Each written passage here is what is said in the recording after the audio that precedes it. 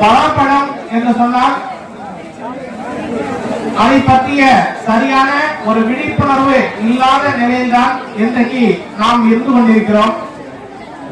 பலாப்பழம் சாப்பிட்டா சக்கரை வந்துடும், பலாப்பழம் சூடு, பலாப்பழம் சாப்பிட்டா பித்தம் அதிகமாயிடும், பலாப்பழம் சாப்பிடக்கூடாது, கர்ப்பிணி பெண்கள் பலாப்பழம் சாப்பிடக்கூடாது, குழந்தைகளுக்கு பலாப்பழத்தை நிறைய கொடுக்கக்கூடாது, வயசானவங்க பலாப்பழம் சாப்பிடக்கூடாது அப்படின்னு ஏகப்பட்ட மூட நம்பிக்கைகள் இந்த பலாப்பழத்தை பற்றி உலா வந்து கொண்டிருக்கிறது என்கின்ற போது இந்த மூட நம்பிக்கைகளை ஒழிக்க வேண்டும். குறிப்பாக இந்த பலாப்பழம் பற்றிய அறிவியலுக்கு அப்பாற்பட்ட மூட நம்பிக்கைகள் மக்கள் மனசுல இருக்குது.